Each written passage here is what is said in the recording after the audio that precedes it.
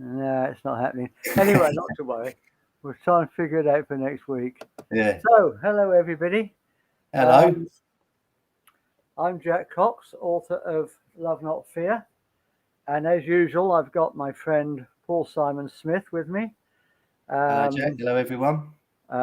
He runs a brilliant organisation called Nirvana Supplements.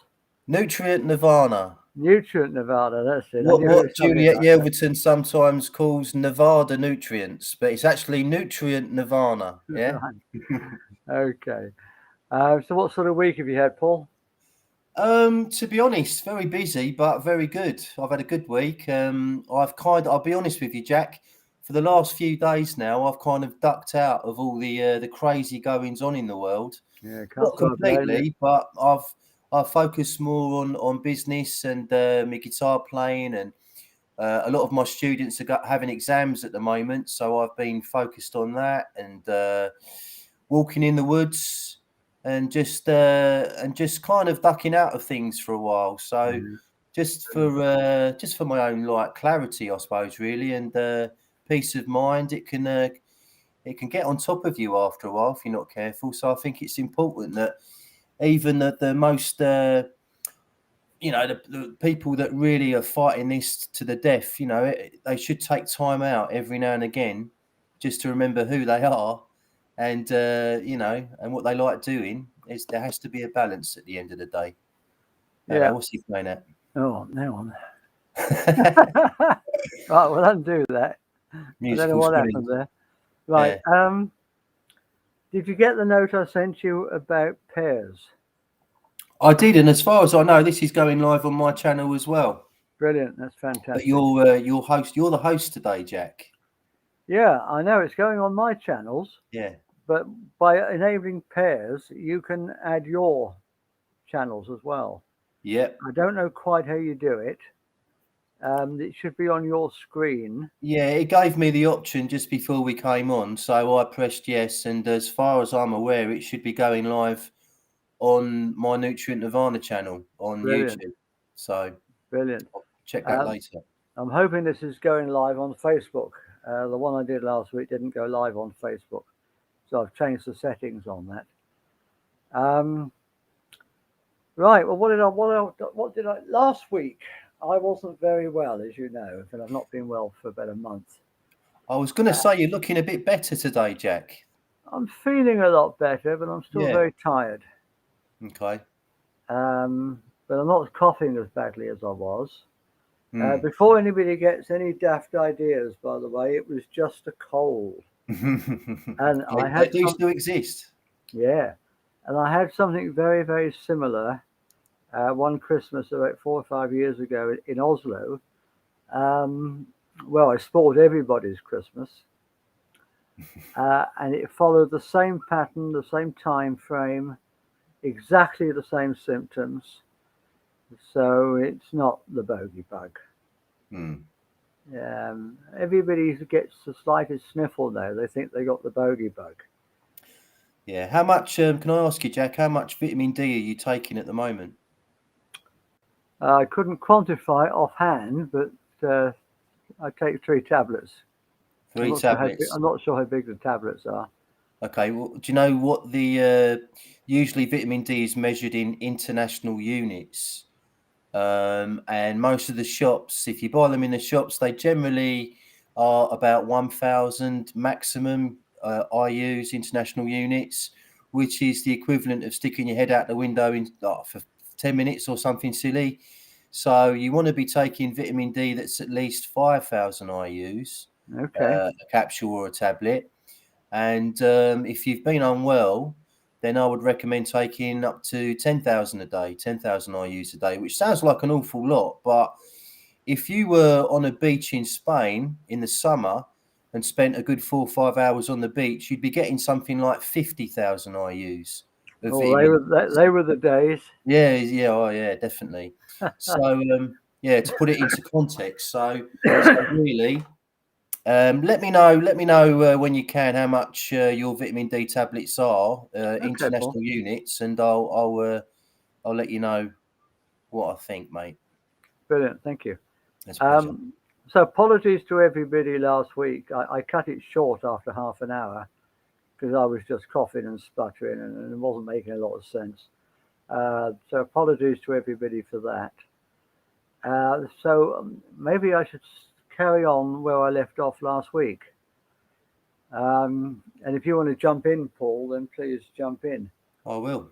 But last week, I went through a list of some of the groups, by no means an exhaustive list, but some of the groups that we can join and get involved with. And I really want to suggest that we should all be joining groups and communities and reaching out and making new friends. In fact, I go as far as to say that anybody who wants to live in the new Earth should be helping to build it. We need all hands on deck rowing. And we don't need anybody drilling holes in the boat. So come on, all of us, let's get involved. Find a local group. If you can't find a local group, then start one. And let's just start, because the thing that's worrying me at the moment is I can see the old order crumbling, and we might not have anything ready in time to take over. Well, I think in a sense, Jack, that's what they want. They want the old order to crumble so they can introduce the Great Reset and the new system, which is far worse than the old system. So I mean, it's very difficult. I know what you're saying. I just think it's really important for like-minded people to get together and start talking about these things. I actually suggested a while back that we do a group Zoom call, something along those lines, where we start getting people that watch us or communicate with us on social media to get together once every couple of weeks and just sort of chew the cud with people and, express what difficulties we might be having and see if we can all pull together to help each other out in that way. Yeah, that'd be great, Paul. That'd be fantastic. Yeah. Okay, well, I'll organise that this week then. I'll get the ball rolling on that one. Somebody sent me an article today and I haven't had a chance to look at it properly. But it's about Klaus Schwab and his father. And apparently the father ran a company in World War II, and Hitler gave him an award for being a model company, and they were producing heavy water for use in the nuclear arms experiments that were going on at the time. And Klaus Schwab apparently is now running that company. So, I don't want to say too much because I haven't had a chance to verify it yet. But it's a very interesting article, and maybe I'll talk a little bit about that next week. Well, these big hitters like Schwab and Gates and people like that, they tend to come from a long line of, for want of a better word, arseholes. Anybody who wants to tell other people what they can say and do and think. Of course, Bill Gates is... Anyone who wants to control other people in any way. Yeah. To me, I mean, that's a red line. Yeah. Well, this is why I don't really believe in authority in any way, because of the point you just raised. I would say I'm an anarchist in the old sense of the word. I don't believe in leaders or authority as such. I just believe in people. Yeah. So I think if we all had that kind of mentality, we wouldn't be in the mess we're in. Well, there's a lot of groups and people who are trying to build a new bottom-up society to replace the old top-down society. And I'm 100% behind that. And I particularly mentioned last week something that's going on in France that Brigitte Mabi is involved with. And I'd like, if possible, to get her on. She's got a bit of a sniffles this week, but I'd love to get her on to talk more about that. And it's straight out of my book. They're doing. There's no money changing hands. They're all helping each other. It's absolutely ideal. And maybe we can start, as I mentioned last week, maybe we can start other groups. There's a group in Spain. There's 3 or 4 different groups in different countries. Maybe we can start something like that in this country, in Britain. And I mean, there's lots of other similar groups already, and I don't want to tread on anybody else's toes. And maybe if we do, we can use my other website that I've mentioned before that I'm not really doing very much with at the moment. Let's feed the community.uk, and possibly run it through that. Anyway, the thing I particularly wanted to talk about today, something I talked about in a video I made a few months ago, is my theory, and it's just a theory. It's just my own thoughts, and I call it the matrix within a matrix. And the basic idea, look, I don't want to tread on anybody's, this is just what I think. I'm not telling anybody else to think that. And if it doesn't gel with your religious beliefs or whatever, then, you know, I respect your religious beliefs. I'm not trying to impose my thoughts on anybody else. I'm just sharing what I believe, what I've come to believe after many years of study and introspection. And that's that there are these 2 matrices, matrix I, a matrix within a matrix. And basically there is, as far as I'm concerned, my cosmology, if you like, there is only one being in the universe. Well, not forget the universe, there's only one being. And some people call that being God, and other people call it by other names. And some people say that God created all of us. But I don't like the use of that verb. I think God became all of us, or even pretended to be all of us. Just imagine what it's like being all alone, no playmates, Billy no mates. How can you grow? How can you evolve if you've got nobody to interact with? And I believe that, and this is similar to something that the Hindus say. They say Brahma is dreaming, and dreaming that he's all of us. And I think that's probably very true. It's the way that God interacts with itself and grows and evolves.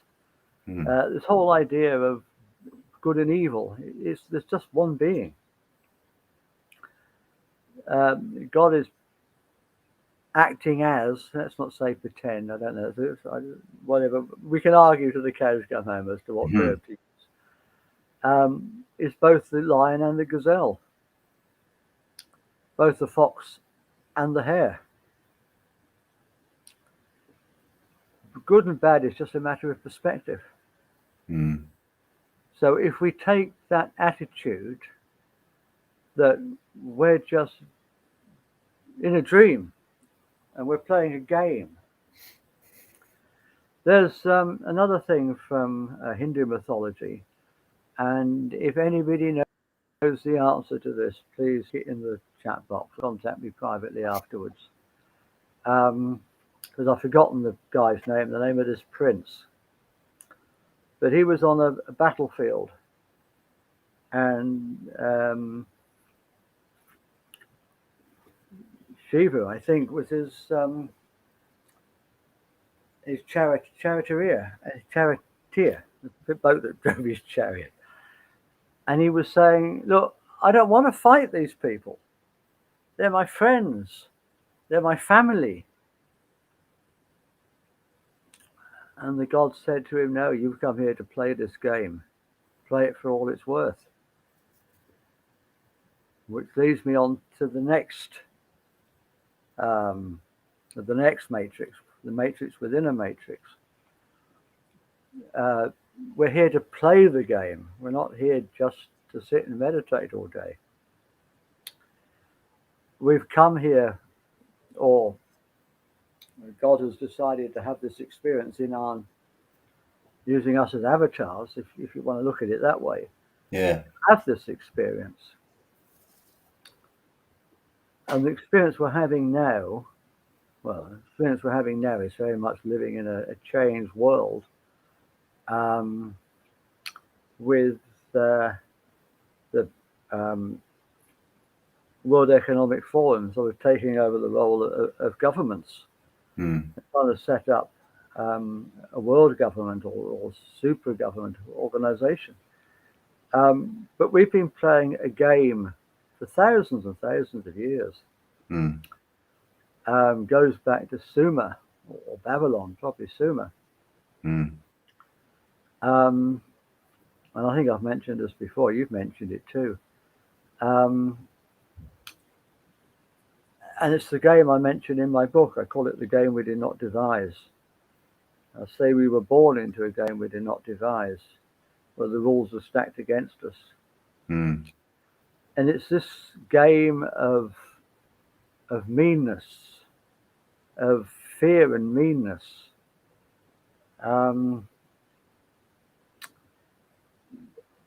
This whole idea that we've got to have money to keep track of all our exchanges, so nobody gets one over on us.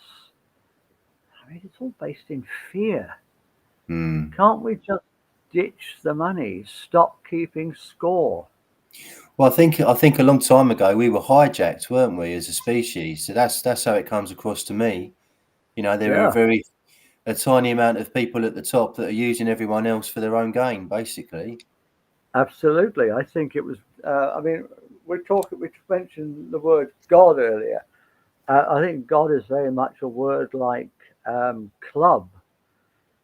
It has many meanings. You can become a member of a golf club, and then you can hit the golf ball with a golf club. And it's the same word, but it's a totally different meaning. And the word God has totally different meanings. And the way I used it earlier was in the sense of source. You can also use it in the sort of pagan sense of all the different gods and goddesses, which in Jungian terms are archetypes. And we can talk about another type of God, another way the word is used, and it's a totally different way the word is used.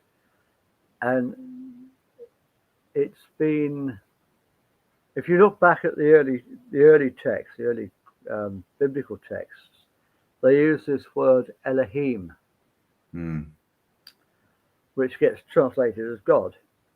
And later on, they use the word Yahweh, which also gets translated as God. But they're totally different meanings. Elohim is plural. And if you, and Genesis says, let us make man in our image. Plural. And if you really start to drill down into this, it becomes more and more obvious that what they're actually talking about in those very early texts is not source, but, and this is controversial and not everybody would agree with me, but some form of extraterrestrial intelligence that came to Earth, possibly geo-engineered or genetically modified a primate species to become us.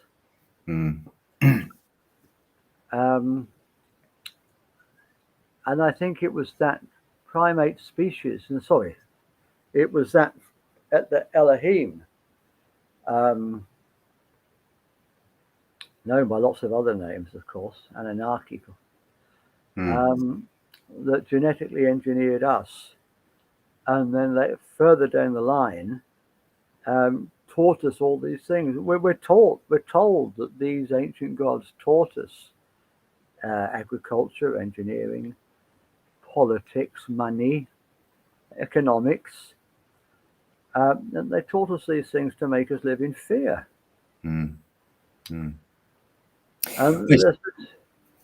It's fascinating listening to you there, Jack. It was really interesting. It made me think of the pyramids and the old megaliths in this world that can't be explained. or the way they were built cannot be explained given the tools that ancient man would have had. You know, they were lifting. You can go to Baalbek in Lebanon and find stones that weigh over 1,000 tons each. Mm. So, I mean, how incredible. on earth? How did they move them? Yeah, exactly. So I interviewed a guy on my channel a while back. He's actually a health guy called Clive de Cole, but he was talking about Baalbek, and he actually lived in the Lebanon for a number of years when he was younger. And he said when he walked around that area where you've got all these massive, huge stones, he said, and they're literally they're like temples are there as well, and you can walk inside these temples. And he was saying that he felt as though he was in a temple of giants, basically, that whoever lived here or was here using these, this area were way bigger than we are today. And I mean, people might laugh at that idea, but at the same time, you know, lots of giant skeletons have been found. absolutely. I'm sure there are fake ones that are photographed and, you know, it's all staged, but there are genuine ones. So I've believed for a long time now that possibly prior to the last cataclysm that the Earth experienced around 11,000 years ago, roughly. Prior to that, we possibly were all giants. And I've just remembered something else as well on that subject. We've been talking, I've mentioned to you that I've been studying, or I've just started to study the New Testament, and also the famous historian who documented all the goings on in Judea and that area in the first century. His name was Josephus Flavius, and even he talks about an area. I can't remember where it was now, but it was not too far from there, where there was still a race of giants living to that day. Yeah. So it's I find that whole subject extremely interesting. Yeah. Look at the giant jars in Laos. Giant jars in Laos. Laos. Is Laos in? Where is Laos? Nigeria. Southeast Asia. Sorry, I'm thinking of Lagos. Yeah, Laos. Yeah. Right. The Is it Angkor Wat you're thinking of? Angkor Wat? no. No, there's this giant. There's the place called the Hill of Jars, or the Plain of Jars, or something. And there are these huge, massive jars. It could only have. Well, I mean, there's lots of different theories, and I'm not going to say but you could be forgiven for believing that they could only have been made by giants for giants. Yeah, yeah. And in the Vietnam War, yeah, the Americans crossed the border and bombed that plain of jars. Oh, really? Why? Yeah. Well, they weren't supposed to be in Laos. Yeah. Why would they go there and bomb that plain? Well, mate, you probably know this. But what was the first thing that we did when we invaded Iraq and Baghdad? The very first thing we did was we went into our secret services went into the Baghdad Museum and stole a lot of very ancient artifacts that do not go along with history as we've been taught it. So, you know, I do think, you know, they are pretty frightened that their whole narrative on history could be wiped out with just one discovery, one thing that sneaks out into the media or social media or whatever. Yeah. And they're probably panicking on that front now, which is why, you know, one of the reasons why they probably did go into the Middle East in the 90s was to try and confiscate as much as they could. No, I believe, I don't have the references to prove it, but I believe that all the giant skeletons that were found in America were taken to the Smithsonian Museum and lost. They're not on display. They're not on display. I believe there was a story like that happened in the 1920s. There was a local newspaper that reported the story, and I think you might even still be able to find it online. And it was quickly shut down after that, so it never made like the country country's media. It was just that local area where they covered the story. But I think that may have been somewhere near the Grand Canyon in America. And of course, it's knowledge. It's not they don't try to cover this one up. That they found ancient Egyptian artifacts buried in the Grand Canyon. I mean, so how on earth? Yeah, interesting. Yeah, so I'm not surprised, but interesting. Yeah. Yeah, a lot of I mean, we're told to believe that ancient man around 5 to 10,000 years ago hadn't invented the wheel, was still going around with clubs in their hand, and they were very, very basic human beings, but they built the fucking pyramids, mate. I mean, absolutely, absolutely. So we're clearly not being told the truth, and the pyramids in Egypt are just one example of thousands of pyramids all around the globe that were built around the same time. So it was a global culture. It was a culture of people that had some form of high technology, and it's just a fascinating subject, mate, isn't it? It's fascinating, and anyone who just goes, "Oh, that's your conspiracy theorist," or they just don't want to think. They don't want to go there. They don't want to think about it. They just, So, have you read Graham Hancock's books? My missus has. I haven't got around to it yet. We've got one or two of them still lying around, but I'm in the middle of the Bible at the moment. So okay, if you my reading, I've got books piled up, literally waiting for me to read. Unfortunately. Yeah. I mean, if we assume that the Anunnaki, as they were known in Sumer, were the same people that were the original rulers of Egypt, and were the same people who crossed the Atlantic and visited the Central and South American tribes, because the traditions are the same. The pyramid building, they talk about I'm no good at these names, I'm afraid. Quetzalcoatl is what they called Thoth, basically. And you get the same things appearing all over the world, and we're supposed to believe that cultural transmission by people in little rowing boats. I don't think that's true. No. Jack, carry on for 5 seconds. I'm just going to reach for a book. 5 seconds, mate. Okay, mate. Yeah. Well, Paul's gone. Excuse me a minute. I'm going to have a coughing fit. Well, Paul's gone. I just want to say that the giants are also in the Bible, and they're called the Nephilim, and they're supposed to be hybrids between human people and the mighty ones who from heaven to earth came, the Elohim. Yeah. And they were giants, a race of giants. And when you talk about crossbreeding of these two species, you have to ask yourself whether primitive people wrote it down in that way, but what actually happened may well, rather than actual mating, may well have been in vitro fertilization. Well, a blending of the two DNAs. As you know, I've mentioned recently, I'm kind of looking into the Jesus story, and I've been reading the New Testament, the Gospels and the Epistles and all that. But I do mean to get into the Old Testament after as well, because I think a lot of the truth might be in the Old Testament. I think a lot of the stories in the Old Testament are linked to our ancient history. While I was running around my flat trying to find a book, and I found it, but it was propping up my laptop. So, this is the book I want to show you and the viewers.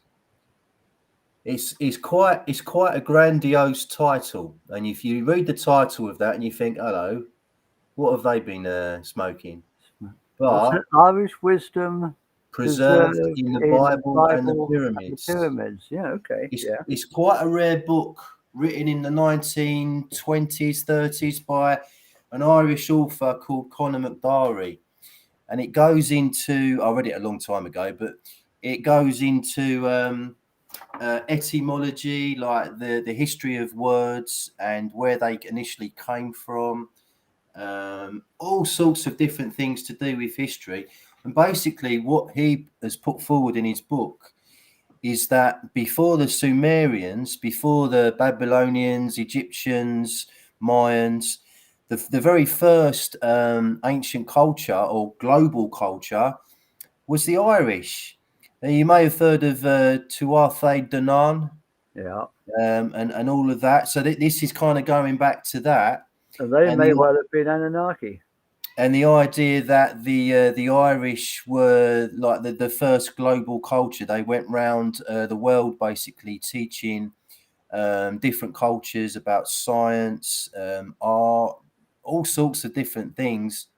And when you read it, you start seeing it as well. So it wouldn't surprise me at all if it was the Irish that kicked everything off in this in the civilization that we live today. I say that I don't think they were what's the word? I think they were malevolent. No, that's the wrong word. Sorry, I get my words mixed up. They weren't malevolent. They had the best intentions for all different cultures that they came across. And this is how the pyramids spread around the globe and the megaliths and things like that. That was all originally Irish culture. And of course, Irish and maybe British, you could maybe expand on that and say British culture. And of course, we've got so many different megalithic sites on the British Isles. And in particular in Ireland as well. They're rife in Ireland. So they're every 2-3 miles you can come across one.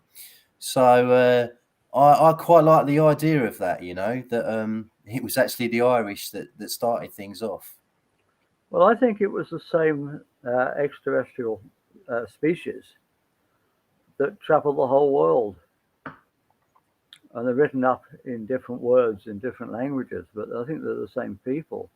And whether they're benevolent or malevolent, according to the Sumerian stories, there were two leaders, Enkill and Enhil, and they were father and son. And one just wanted to use mankind, possibly to work in the gold mines or whatever. But the other one, and I forget which is which, tried to give us learning and help us to improve ourselves. And according to that theory, the reason for the flood, which happened, it's written up in stories all over the world, it's not just a biblical thing. And Noah has many different names in many Middle Eastern countries.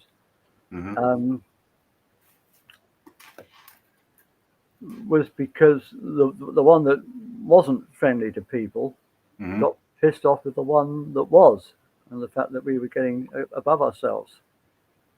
Now, I don't know whether that's true, because I think the flood was caused by the Younger Dryas impact event, which was a comet that fragmented.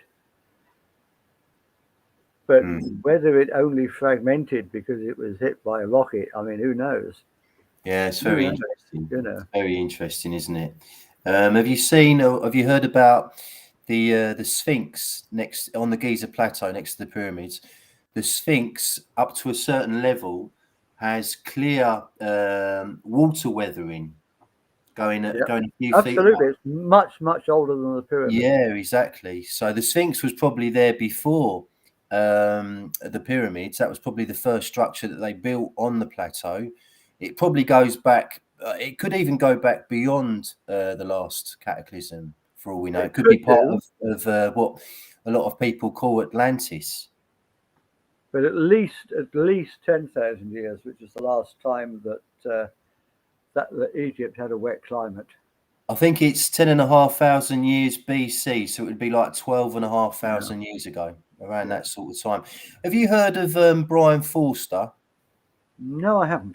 You'd love him on YouTube, Jack. You'd love him. He's basically a guy that goes around to all these different sites on the planet, and you mentioned about the flood, and what's it called, the younger Driest impact event. Impact event. Yeah, he talks about that all the time. You look at a lot of these monuments in Egypt, and you can see that on certain sides of these megaliths, there appears to have been scorching, like heating, like, you know. So whether that could well be an indication of some sort of meteor or sunspot or some sort of impact that happened around that sort of time. So, absolutely. I mean, it's a very valid point. I mean, people might be wondering at the moment, why are they bloody talking about what happened 12,000 years ago? Well, because it's very, very pertinent to the times we live in. It's very relevant. If we've been lied to on that scale about our history and where we've come from, then we don't, as a species, we do not know who we are. We have no idea who we are. This is the whole point of my book. We've been brought up in this culture that isn't our culture. Based on a pack of lies, given to us by whatever you want to call this ancient civilization. I mean, that you don't have to believe they're extraterrestrials. I personally do. Well, what about if you know, in a previous civilization, we'll call it Atlantis? What about if they were humans, but they were how shall I put it? They were kind of more able than we are in various ways, and you alluded earlier on to perhaps genetic manipulation. So perhaps, you know, when Atlantis was around 12,000 plus years ago, human beings may have been taller, bigger, stronger, wiser, more intelligent, and then you can see like the megaliths they built, you know, and the size of them, and you could that all adds up to me, you know. So it might just be a theory, but there are certain things that point to that theory, you know, that we were talking about, the scorching of monuments and the water weathering of the Sphinx and all sorts of other things that kind of point towards that. Yeah, if you compare chimpanzee DNA with human DNA, you'll find that far from being more primitive, they actually have one gene that we don't have. What species compared to us? Sorry, chimpanzees. Chimpanzees, yeah. And it's been suggested by Greg Braden and others that 2 of our chromosomes were actually fused around 200,000 years ago. And could that have happened naturally? Don't know. I mean, I think I know that we mated with Neanderthals. That, you know, that the human species. I mean, the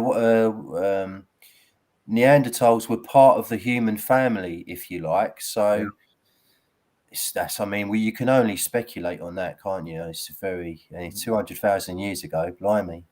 Well, we now know that there were lots and lots of different ancient hominids. Yeah. There were all sorts of small people as well, and as well as giants. You know, it would have been quite a crack a few years ago. Imagine living amongst them. It's really good, isn't it? A bit like Star Wars or something. Yeah, and these things could have evolved naturally, or they could all have been part of some genetic experiment.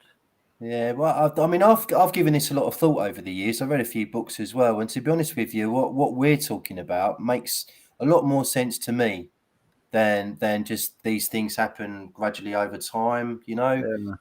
So I personally believe that we've been interfered with, for want of a nicer way of putting it, for probably on more than one occasion.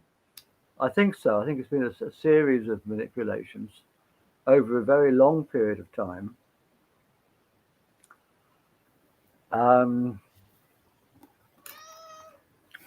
Have you ever read any of Paul? What's his name? Paul Wallace.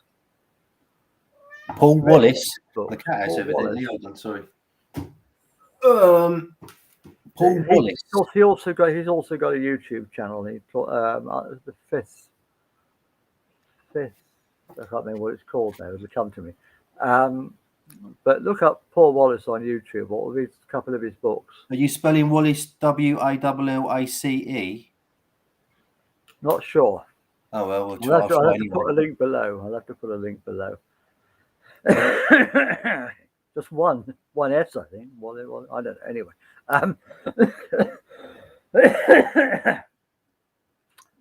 now, Wallace was a Christian preacher, lives in Australia, who taught other pastors and did a lot of his own research and came up with this completely reinterpretation of the Old Testament, which makes a lot more sense. Wow. Saying the same things as we've been talking about for the last half hour. And it's fascinating. Fifth dimension, is it called? I can't remember what his channel's called. But I'll put a link to it below. Yeah, please do. I said that last week and I forgot, so I'll have to do both lots today. Do it as soon as we finish. That's what I do. I do it as soon as we finished, and then I don't forget. Well, last week I was just feeling too rough, and then it didn't get done. I left it till the next day, and then you weren't very well last week, mate. We'll let you off for last week. Please, sir. Yeah. The whole point of talking about all this ancient stuff, as Paul said, is that we've been lied to. Our whole culture is based on a web of lies. Everything we believe, our history, everything is based on a web of lies. It's no good what I call the game we did not devise. It's no good playing that game. We can't play it anymore. It's worn out. It's had its day. If we keep on playing it, then Klaus Schwab and his friends are going to piss all over us. We have to stop playing that game and devise a fairer one. Totally. I was just going to... Sorry. No, I was just going to say, I was just thinking about what's going on at the moment in the world, obviously, with, because you just said that, it kind of made me think that everything you're saying is correct. The one thing that worries me is if they continue, the powers that be, if they continue to try and come down hard on people who haven't, then it's going to be interesting to see how the people who have had react to the treatment of the people who haven't. I think, if there's enough people on the other side of the fence, the people who have had the jibby jabby, kick up a fuss and say, you can't treat people like that. They have to have access to food. They should be able to travel. You can't take away their human rights just because, that they're not agreeing to have an experimental therapy because of a virus. A Miley Cyrus with a 99.9% survival rate, and I could go on, and it gets even more ridiculous if I do go on. So, they don't even work. It's been proved now. I mean, there's so many clips you can watch of people like Joe Biden and Boris Johnson say, if you take the jab, you won't have to wear a mask in the future. And people forget these things, and they just go back out there and put a mask back on again. Yeah, absolutely. Sorry. So it just does waiting, mate. With that kind of mentality, it's like we're not just fighting one enemy, we're almost fighting two enemies, aren't we? Because these people are so steadfast in their brainwashed opinions. And sorry to cast a downer on it, mate, but it's true. We've got a lot of people living in fear, and they've been taught to blame the failure of a drug they've taken on the people who haven't taken it. And how crazy is that? I think some are living in fear, and I think you've also got an element of people that just love to obey and do as they're told, and look down on others that don't. I think that there is that element as well that goes on. So, well, we've talked about that and the fluoride in the water that's dumbing people down and making us soft. We've talked about that in other shows. and it's a worry. It just is. I think the key to this has to be to get the people who have had to come out and say, as you said, to come out and say, no, this isn't right. Let them choose themselves. I think that's a crucial point, mate. I really do. I think if it gets worse, and it probably will before it gets better, I think it's going to be very interesting to see how many of the jibby-jabbed are going to say, no, that's wrong. You can't treat people like that. You know, we need to learn from the mistakes of history when we segregate, a group of people and treat them like garbage. You know, we should have learned from that. And we shouldn't be going back down that road again. Well, I was speaking to a very dear friend of mine a couple of days ago, and a week ago, and she's had 2, and we try to avoid the subject because we just argue about it. And she can't see it. She said to me that she's studying the Second World War and the Nazis. I said, well, can't you see the correlation here? And she said, no. Some people just can't see it. Well, this is an intelligent woman I have a lot of respect for. Yeah. Oh, there are quite a few intelligent people that are going along with it all, you know. But just because you're intelligent, it doesn't mean that you don't question authority. You know, there's lots of intelligent people that do not question authority, I would say. Yeah. So moving forward, I've totally forgotten what I was going to say. That's all right. We were talking about your friend, and you were having that disagreement about whether or not to have the thing. And she's studying the what did you say? She was studying something. The Second World War and the Nazis. That's right. I wasn't going to talk about that.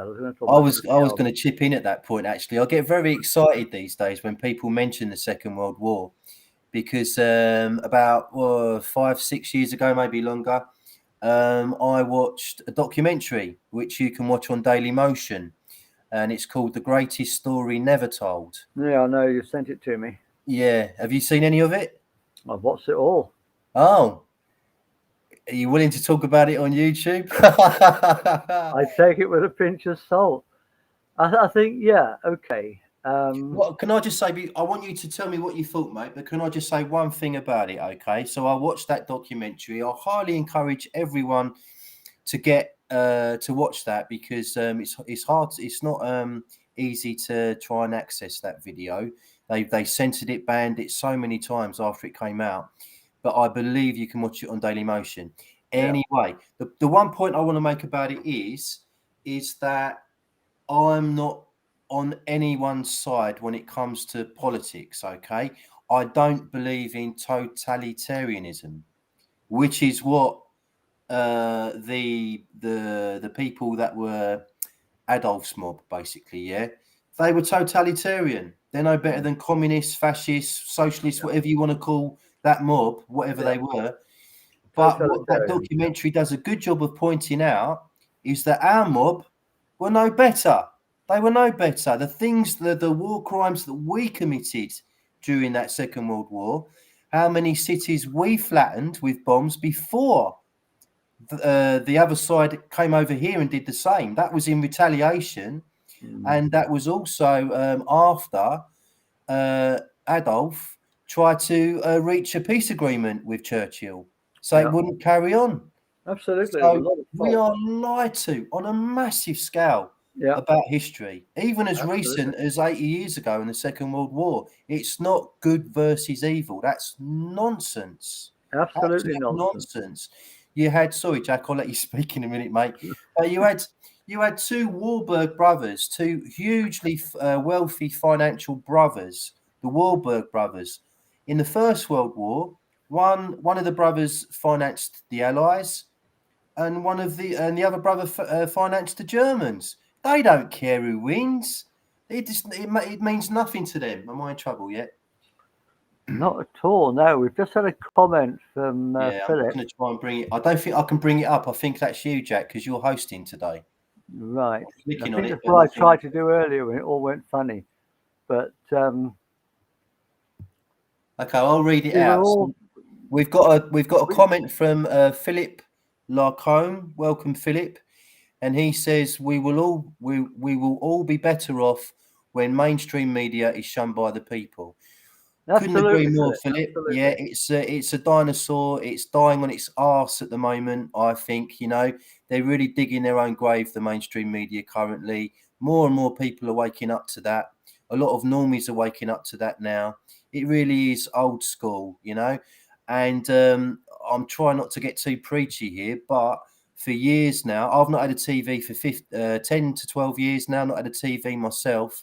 Won't ever have one again. And I encourage everyone, especially amongst the our community, our tribe, to if you've got one, throw it out. You make a statement by doing that. You liberate yourself by doing that. Anything that you currently watch, you know, I like to watch the odd 70s sitcom occasionally or whatever. But you can access all of this online, so you do not need that mind control box in your house. It's absolutely a mind control. That's what it was. That was why they gave it to us. Yeah. Sorry, Jack. Go on. You have the floor, mate. It's a brainwashing tool. That's all it is. It's a brainwashing tool. Absolutely. I mean, I went for lunch today at a local pub, and there was this house on the side, and you could see straight into their living room. You couldn't miss looking into their living room, and there was this massive, great bloody telly, almost as big as their wall, on lunchtime. I mean, don't they have lives? Yeah, it's crazy. They're just sitting there being programmed, brainwashed. A quick story on that. There was a guy that I used to listen to a lot, Scottish guy called Alan Watt. He's an amazing researcher. He sadly died last year. He tells a story. He grew up in Glasgow in Scotland. And when he was a kid, everyone in his community would head to this valley on a certain day. I think it was a Sunday. And they would just sit, all of them, literally hundreds of people, and talk amongst themselves about their families, what was going on in the world, things like that. It was really, really good thing.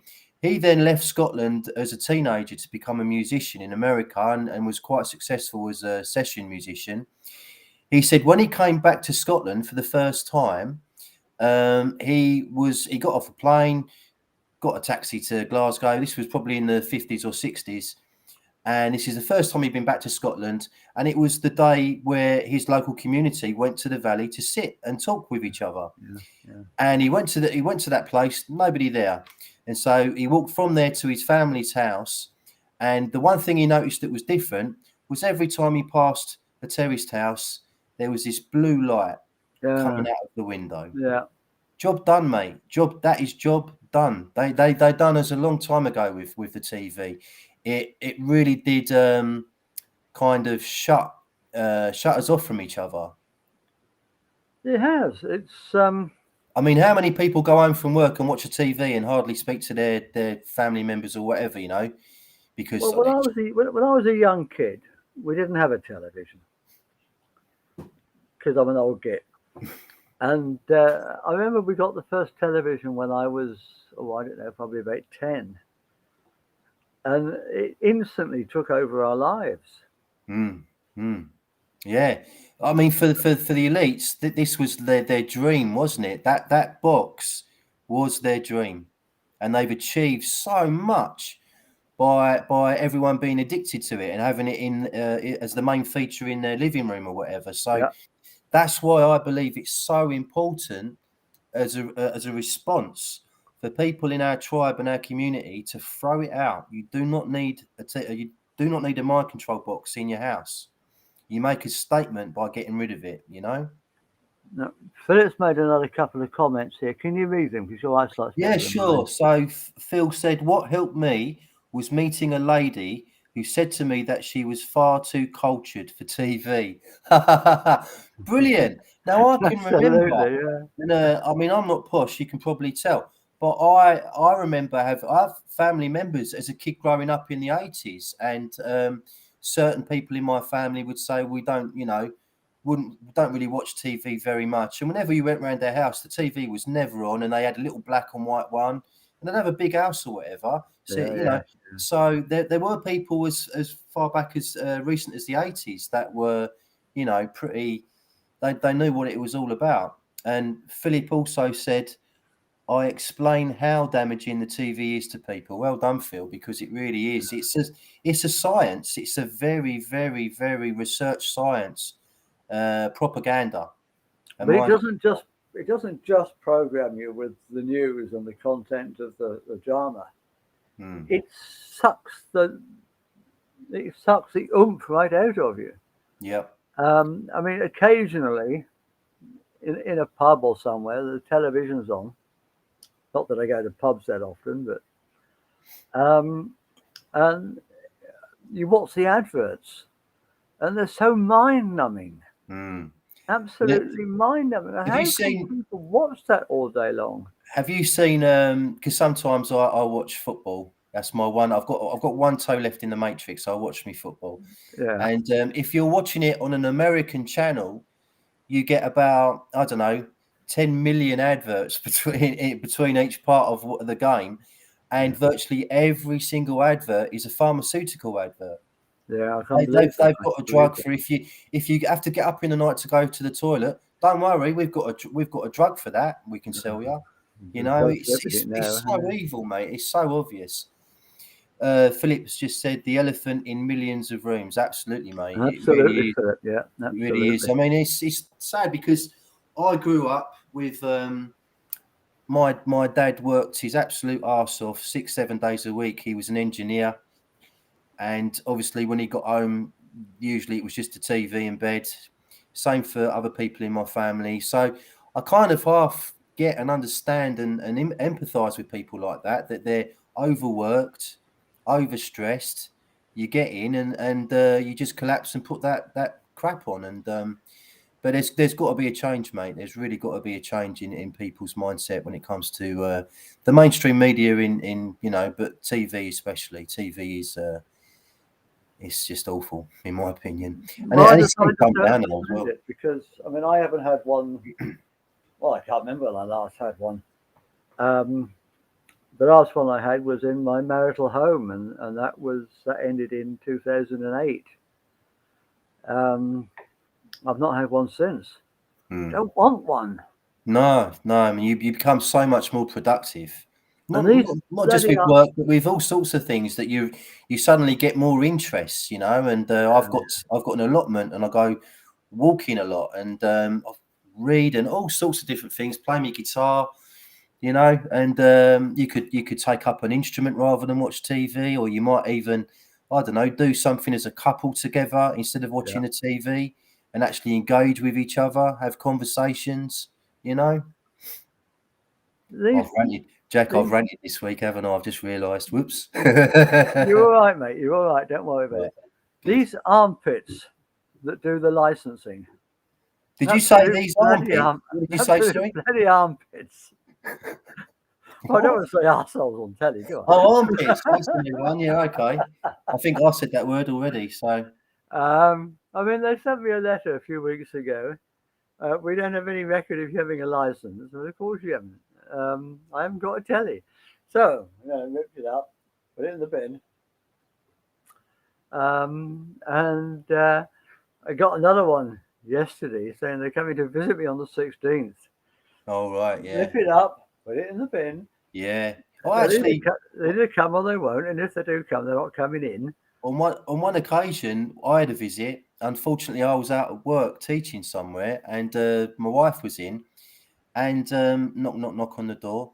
Oh, hello. We understand you don't have a TV license, and my wife said, "Yeah, that's right. We don't have a TV." And the woman said, I need to come in and make sure that's the truth. I won't tell you what my wife said, but it wasn't very pleasant. I can guess. Yeah, I mean, who is this stranger off the street? And do you remember those adverts in the 80s, Jack, where they threatened people with these vans, like driving around down people's streets? And they admitted recently those vans never existed. They were all made up. All made up, yeah. And people kept on paying their license fees to Jimmy Savile's protectors at the BBC. thinking we've got to do it, otherwise the vans will turn up. Whoa! And the vans were completely made up. But it's all part of this game we did not devise. They've got to keep us online. Yep. They've got to keep us in the program. Otherwise, the whole thing falls apart. In the olden days, we used to keep each other in line, I suppose. And poverty was the main thing that kept us all in line. Yeah. If we couldn't afford to eat, we had to go and work for the man to get some money to eat. There was no other way. And that kept us in line. But now, few of us are that desperate for money now. And more of us are finding non-money ways, non-money basic economies, like the one I talk about in the book. They've got to find other ways to control us. What's Philip said? He said the TV puts people to sleep mentally and physically. Enjoyed the chat, gentlemen. And then he said, my dad used to put the B&W portable out. Oh, sorry, black and white portable out. Yeah. When the van was supposedly spotted. I think they existed in Wales. Okay, I've read in a few places, Phil, that they didn't exist. Maybe they might have done, maybe in odd areas. But I think the idea of these vans driving around all over the country trying to find people, I think that was probably at best exaggerated. But, what I heard was there were a few vans with aerials on the roof, but they couldn't detect anything. Probably not, no. It was all for show. Yeah. That's probably the most likely explanation. Yeah. So, so we've not had a TV for about 12 years now, and I don't miss it in the slightest. Not at all. And as I was saying, if you want to watch your odd comedy program just to relax or whatever, or documentary, go for it. It's all online. You don't have to have a TV to watch anything these days. No. So kick it out. The whole thing is there, and we've seen this so much in this last couple of years. The whole thing's there is to make us live in fear. If they can make us live in fear, they can make us mean and nasty. And that's the object, to make us mean and nasty, living in fear. And if we can just change living in fear and meanness for living in love and generosity, we can turn the world upside down. That's the only revolution we need. We don't need guns. Well, I think the answer, or the solution to all the world's wrongs, has to come from grassroots level. It has to, because you can look on the telly, any agenda that's going on, like Black Lives Matter or climate change, transphobia, all these different agendas, they're funded by wealthy billionaires for various reasons. The main reason being to try and divide people, so it really the solutions have to come from the grassroots. And what divides people? What divides people? Fear. You're divided from people you're frightened of, because you think they're going to hurt you. I think a lot of the time you're right there, Jack. I think with the trans agenda, the trans agenda, where there's certain agendas that just insult your intelligence. They do with me anyway. So, but yeah, a lot of it is definitely fear, mate. You're right there, absolutely. I don't care whether you've had a jibby jab. I don't care whether you've had a sex change operation. I don't care whether you have a different religion from me. I don't care if your skin's a different color from me. If you're a decent person, I'll treat you with love and respect. Yeah, exactly. That's what we're all about. And I'll be generous to you. If you want something, I'll help you if I can. Anybody who wants to read my book for free, you can download it from my website. I walk my talk. Absolutely.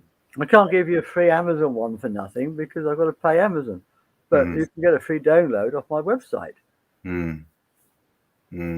So even if we just start out in a small way with people just getting together, even on a Zoom call, even like what I've suggested with the, the virtual pub call that we could do with listeners and friends and stuff, and just talking amongst ourselves. That's a start in itself.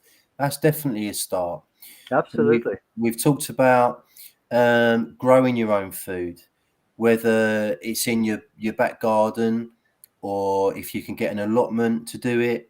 And then Jack talks about what Juliet Yelverton is doing in Glastonbury, which is sharing her produce or exchanging it for other goods or your skills. Jack explains this much better than I do, but it's free. I mean, she charges £2.50 a month for a membership, which just pays for the seeds and the tools. And it's free. And if any day you go there and do some work, you can take food away. There's no exchange. You go and work, you take food away. It's as simple as that. It's that simple. I'd be doing it every day if I lived down in Glastonbury. I really would. And it's every day. And we're talking about food that's been grown lovingly and isn't sprayed with toxic shite as well. So the stuff you get down the supermarket, this stuff is good for you. It's all good organic food. Yeah, real food. And she can teach you how to do it. And if you want to start your own, because I've had this conversation with her in the past, anybody who wants to start their own community garden can contact Juliet and she'll tell you how it's done. And anybody who wants to learn how to grow vegetables, no dig permaculture, she'll tell you, she'll teach you how to do it. She's a very generous spirit too. Very beautiful, loving lady. We should, I want to just point out that it's looking 50-50 on the lockdown at Christmas front at the moment. Could go one way, could go the other. So if there's another lockdown, there'll be more food shortages, you know. So there's never, I know we're in this country, we're in the middle of winter at the moment, but there's never been a better time to start growing your own food. And if you don't have a garden or you're waiting for an allotment, there's plenty of stuff you can grow in your flat, even on a balcony, seeded sprouts, multi-greens, all these things. Look them up, because you can provide food for yourself even without access to a garden. Maybe not on a big scale, but enough to maybe tide you over, So well, I'm really struggling there at the moment, Paul, because I'm in this very, very small place without even a window box, without even a balcony, without anything, without even a windowsill. Well, you can grow seeded sprouts. You can grow seeded sprouts. You can grow. When I used to live on my boat, I had loads of stuff growing on the roof. Lovely, nice. And I'm missing that. I really am missing that. Philip, sorry, Jack. Philip has just said, now that's awesome. We'll visit Glastonbury. I think he's talking about the healing gardens, and he'll also read your book, Jack. Okay, and I've read it, and it's a bloody good read. So I highly recommend that, Phil. Yeah, jump on board with that. Great. The website is lovenotfear.uk, and you can get a free download there. And Philip has also just said, I'm lucky with garden size, not very green-fingered though.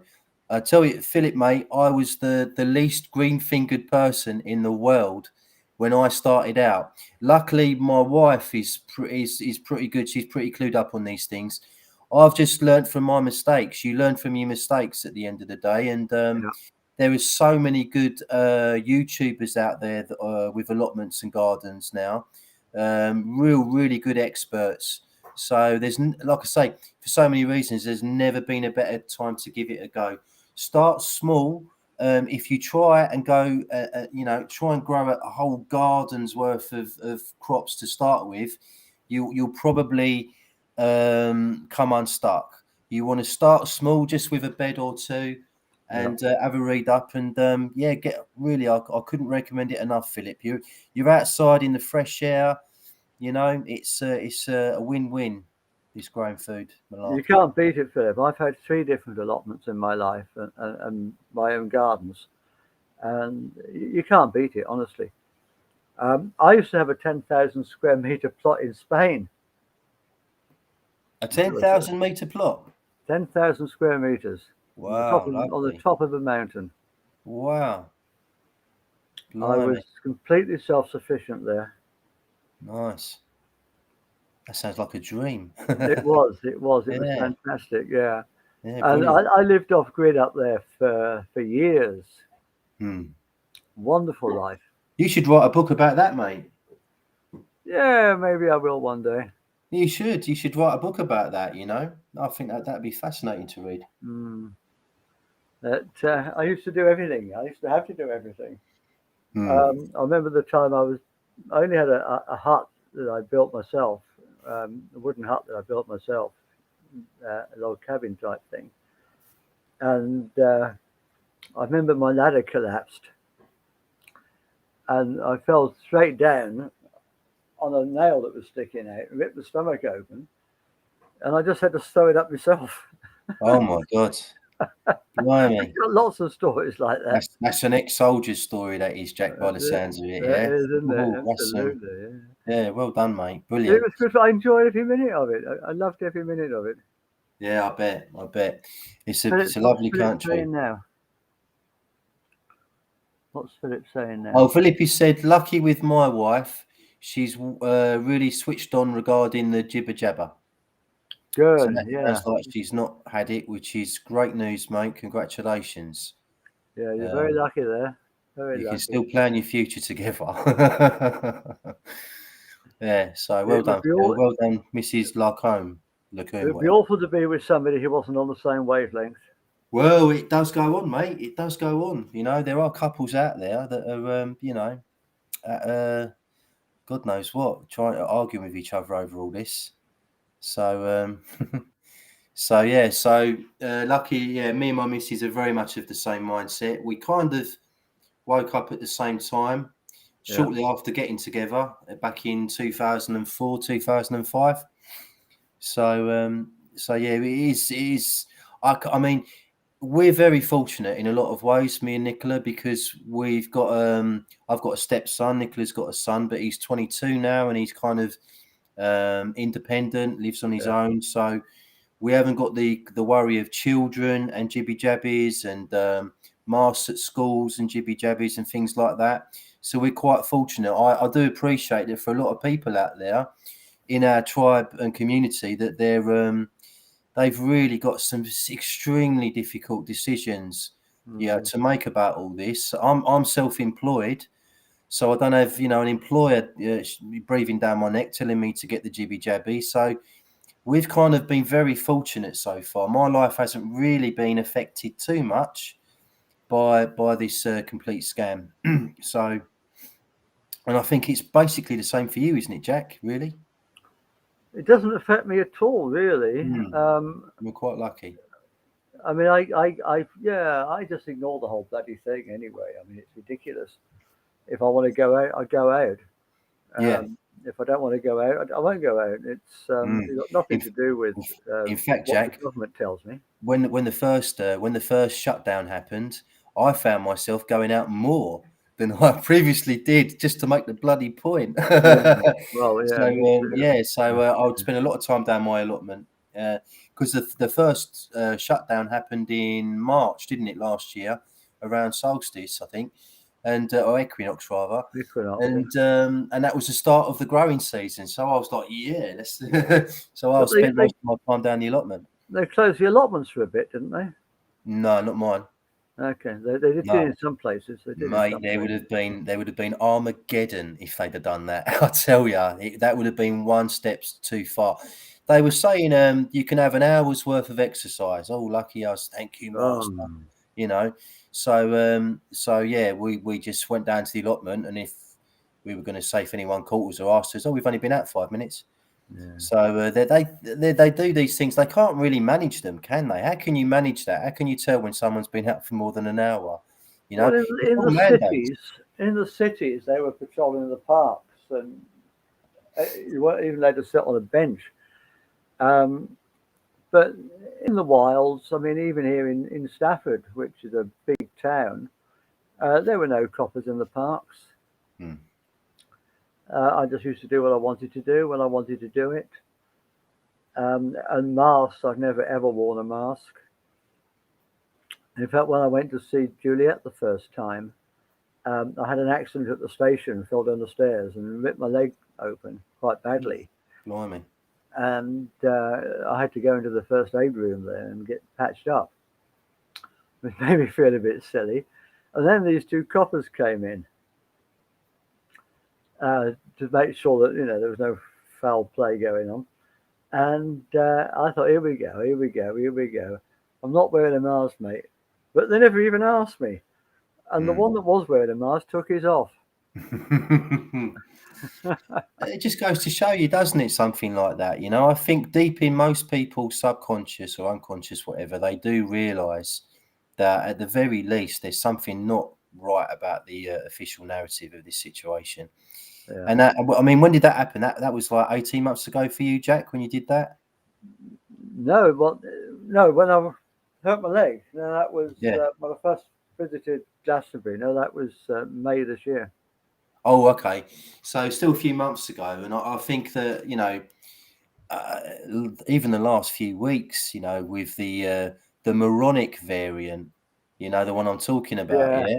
So I mean, that's woke a new number of people up as well. Just how ridiculous it is now. Yeah. So anyway, mate, I'm looking at the time, thinking we're probably just about done because we're well over an hour. We've got an hour and 20 minutes. Yeah, which is the longest one we've ever done. Yeah, I know. I've enjoyed having a good rant today. I found it very cathartic. So thank you to the listeners for putting up with that. I've enjoyed myself. And I really enjoyed talking with you, Jack, about our ancient history and ancient past. That's a subject that you can talk about, or I could talk about for years, like just hours and days or whatever. It's fascinating, and it is so relevant to where we are at the moment. I'll try and remember to put the link down below. I'll do it as soon as we finish. Just a quick shout out for Juliet. She's got a huge plot there she's trying to manage with only a few volunteers, and she's trying to raise some money for a tractor, just a small mini tractor, to help with the work. And I'll put a link to the appeal down below for that as well. And Jack, anyone who can help. Can you also link Juliet Yelverton's website? Because Philip has just said, how would I contact the lady in Glastonbury, by the way? Right, so okay. If you could link her website and the healing gardens, the sanctuary, etc. I'll put it all down in the description. Fantastic. Well done. Cheers, mate. Brilliant. Okay then, Jack, shall we wrap it up? You're hosting today. You can wrap it up. Well, thank you very much, Paul, for coming on. Thank you very much, Philip, for interacting. We'll see you all next week. See you all again next week. Fantastic.